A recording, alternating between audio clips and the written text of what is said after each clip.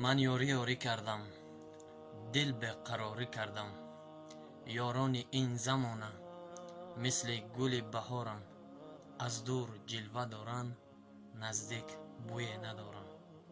السلام علیکم به همه مردمی که عین حال صدای شاروخ به گوشش میرسد. امیدوار هستم که در گوشه و کنار دنیا باشید، وقت خوش و زندگی خوب داشته باشید. پیش از آغاز صحبت خاطررسان میکنم که بسیاری برادرایی که در کامنتاریا و در واتساپ، در ایمو و در همه سوتسیتیو می نویسین نشاط بازی ما، بازی تا روز یکشنبه را وقت داره. یعنی که روز یکشنبه ما انتظار میشویم که کانال 1000 تا подписчик شده باشه و غالبا معین میکنیم تو فورا پیشکش میگردونیم. خیلی که شعری که در بالا خوندیم خیلی معنای کلان دارد و به عزت نفس یگان کس رسیدن نیستیم.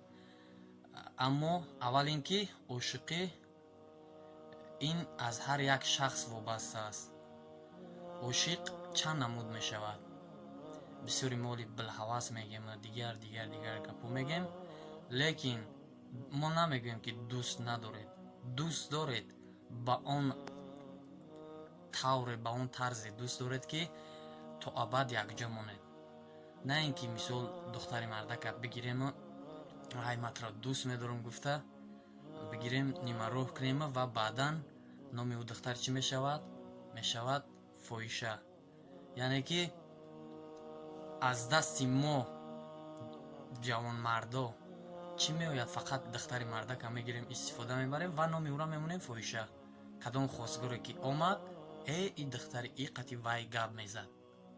نه، این فکر عقیده جوان مردی نیست. یک دویم اینکه من به عزت نفس یگان کس رسیدن نیستم. کسی چی کاری میکنه هر کس سوال و جوابش در نزد پروردگار عدل نه. سوم اینکه با میگم که هر کسی که دوست میداره صدقاً دوست داره.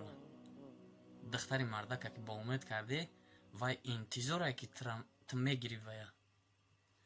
به همین خاطر خواهران عزیز ساده نشوید. باز میگویم ساده نشوید.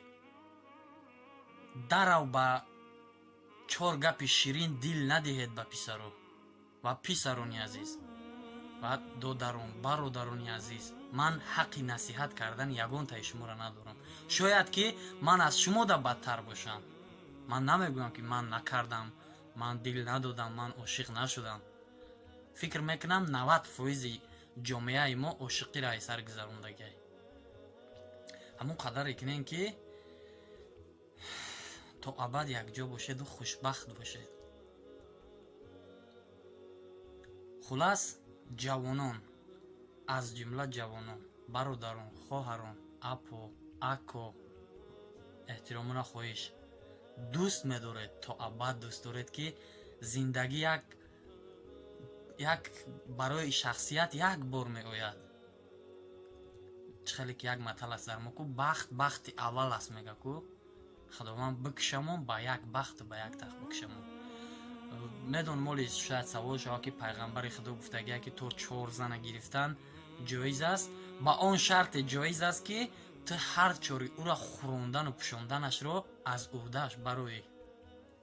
نه اینکه 4 کس بگیری و یا گشنه و تشنه فرد و روز قیامت همو زن ای پیشی تو میخیزه که من گشنه مونده بودم تو مرا نگاه نکردی، من تنه لیچ موندم تو مرا نگاه نکردی. هر یک کاری ما جواب و سوال داره. اکنون من نه مولا هستم نه یگون دانشمندی سخت هستم. چیزی که میدونم با عقل فقط فکر شخصی خود من گپ زدم.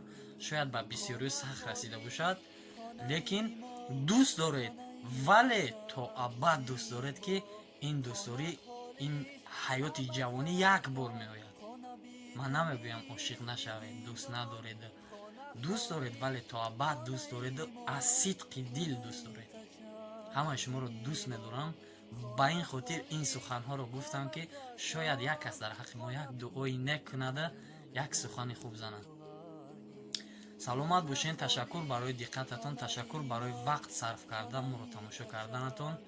خداوند از هر یک ما و شما راضی باشه. خداوند دنیا و آخرت هر یک ما را آباد بگردونه و در حق همه گذشتگان دعا میکنیم که خداوند جای هر یک پدر و مادر، برادر و خواهر که چی در ملک غریبی چی در وطن از دنیا گذشتن، خداوند جاشون جنت بگردونه. دوست دارید تا ابد از صدق دوست دارید. خدا نگهبانی ما و شما باشه.